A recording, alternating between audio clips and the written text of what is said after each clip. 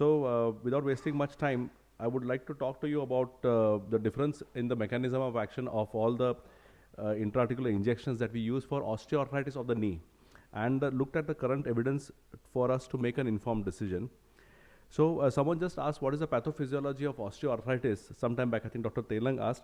So knee osteoarthritis is not simple wear and tear. And what I would like to highlight here is that most of the papers which are there in the Western literature, they talk about primary osteoarthritis, which we see less commonly in our country. So all this data has to be taken slightly in perspective with our practice as well. So the basic mechanism is inflammation, and what we are trying to dampen with this intra-articular injection is we are trying to dampen the inflammation and the pro-inflammatory cytokines or the inflammatory cascade that follows. So let's start with the corticosteroids as the intra-articular injection. So basically cortisol is endogenously produced in the body. Synthetically manufactured are two esters of this cortisol is methylprednisolone and triamcinolone acetate. They are basically made by two different companies. Mechanism of action is more or less the same. Duration of action, the Kenalog or triamcinolone acetate is slightly longer as compared to methylprednisolone, especially when used intra-articularly. What they do is basically they alter the B and the T cell immune function, they inhibit the phospholipase A2 pathway, and therefore that decreases the inflammatory cytokines. It also says that because it dampens the inflammation, it kills the inflammation, therefore it also promotes the synthesis of the hyaluronic acid production, concentration, and the fluid viscosity. So this is indicated when the knee is slightly swollen. There is some evidence of effusion, there is some synovitis which is present. Previously, people used to give more than one injection, but generally, by and large, people are now restricting to single injections of methylprednisolone. Either you can give a 40 milligram, or sometimes you can go up to 80 milligrams, and you can dilute that with a local anesthetic. So it is generally, most of the surgeons tend to mix it with a local anesthetic. There was a thought that you need to use two separate syringes, but it has been shown that the crystals do not crystallize, or there is no problem with mixing with the local anesthetic. So you can put it in one syringe and then inject.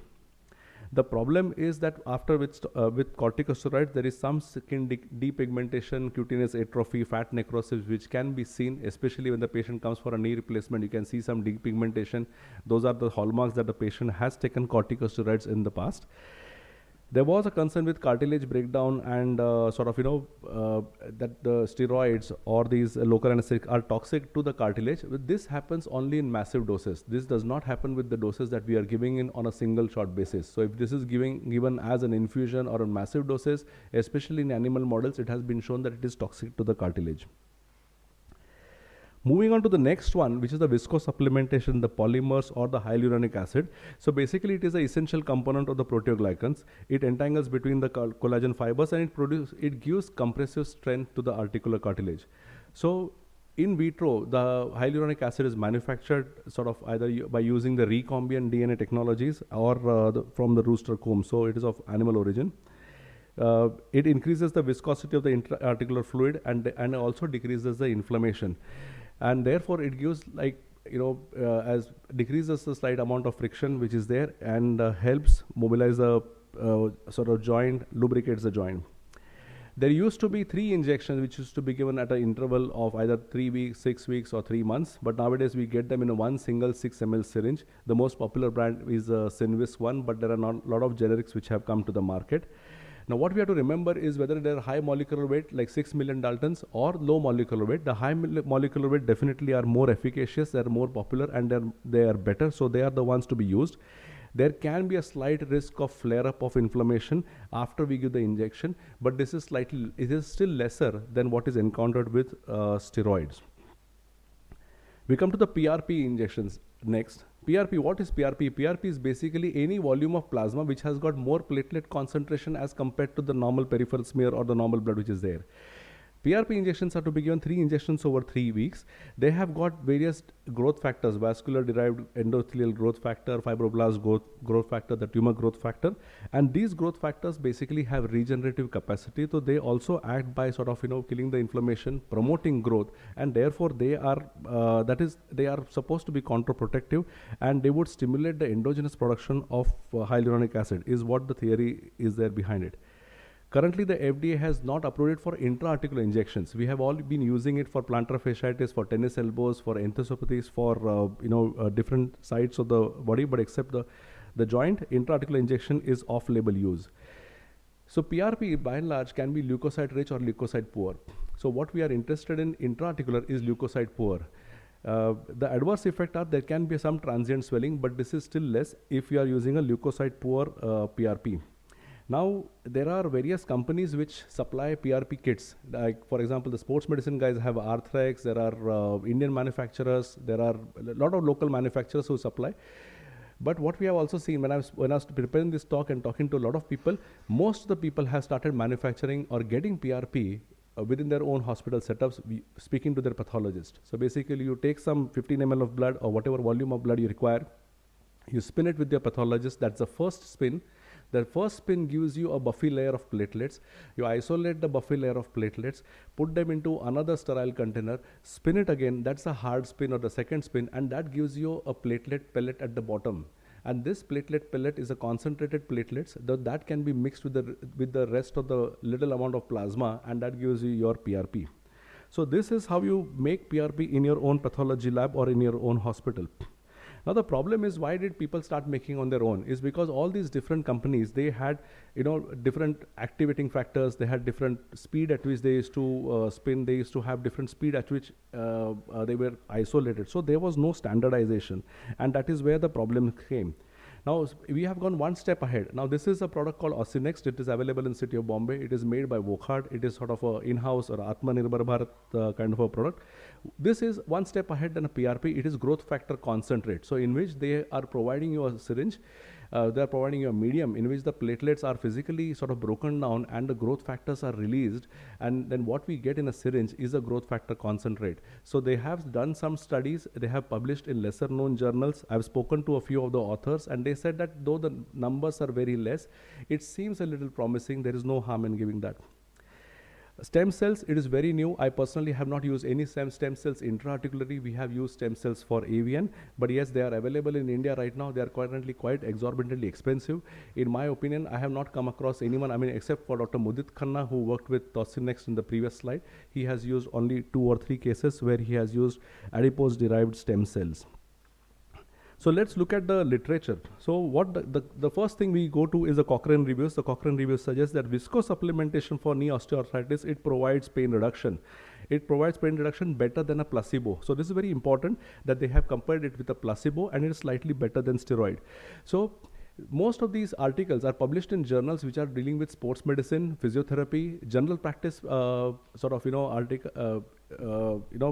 where the audience is basically general practitioners who also inject in the Western world. Very few articles are published in Journal of Arthroscopy, Journal of Arthroplasty, or our Bone and Joint Journal. So I'll try to focus on our orthopedic specific sort of aspects that we want to see. So what it clearly was evident was there is no mention of gait improvement, or generally people are saying there is no improvement in the gait. However, the pain scores and the WOMAC scores, they improve. If you have to see a trend over previously it was all steroid compared with HA, but nowadays we are seeing the PRP and the sort of biologics also coming into the play in sort of publications. This is a QR code of an article which was published very, very recently. It's 2024. It's from eFort, and I think this is a very landmark and a good article where they have done a very exhaustive meta-analysis. Now, to again summarize, they have looked at some 3,500 titles, out of which they have arrived at only 35 sort of studies. Though there was no risk of bias, there was no indirectness or publication bias, there was inconsistency in every single paper. There was imprecision in every single sort of trial. And what we see here, the quality of evidence is moderate to the best. So if you have to compare corticosteroids versus hyaluronic acid, there is no difference in the initial period at 6 weeks, 3 months and 6 months. However, the VAS score at 12 months in the hyaluronic acid group was better, but it was not more than the MCID. MCID is a minimally clinical sort of difference that the patient can recognize, but this patient cannot recognize this clinical difference. But if you have to compare PRP versus the steroid, the difference was better, and therefore the PRP scored better than the steroids in the short, mid, and the long term in terms of pain and functional scores both. So it was clinically relevant to the patient, and the patient perception was better in the PRP group as compared to this thing. So if you look at the Journal of Arthroscopy, this same group of authors has published 2 articles in the same journals, and one is comparing the PRP, second is comparing the viscosupplementation. So in the PRP, so basically there were improvements in the patient outcomes at the midterm, but what was not clear is whether it was single injection, double injection, single spinning, double spinning, or there are various factors which are not very clear. In terms of viscosupplementation, so to summarize, in the intra-articular injection, if you compare the hyaluronic acid versus steroids, hyaluronic acid is better. If you compare it with NSAIDs, there is no difference. So whether you are using NSAID, oral NSAIDs or intra-articular hyaluronic acid, the outcome is similar. And if you are comparing with PRP, PRP has a slight advantage over here because they have more robust outcomes. If you compare that PRP versus bone marrow aspirate concentrate, the BMAC or the bone marrow aspirate concentrate is showing more promise. Coming to the question, can we mix this injection? Steroid and hyaluronic acid, there is no justification of mixing these 2 injections, so it is not to be done. Steroid and PRP, they will contradict each other, so it's not advisable. PRP and hyaluronic acid can be combined in a particular injection. So what the AOS recommendations are for steroid, it is inconclusive to recommend because there is no evidence, so it does not recommend for or against. For some reason, hyaluronic acid is not recommended by the AOS in spite of the evidence which is working in its favor. While for PRP, they say that there is not enough data to recommend for or against the use of PRP. When there is no evidence, surgeons come together and try to form a consensus group. So this is another recent paper where the consensus group from the European hospitals was formed. And what they said that in which patients do we consider injections is that in early osteoarthritis, you can consider the injection only if the patient wishes, or if there is a failure of previous treatment, or there are severe comorbidities or contraindications to any of the first-line therapies.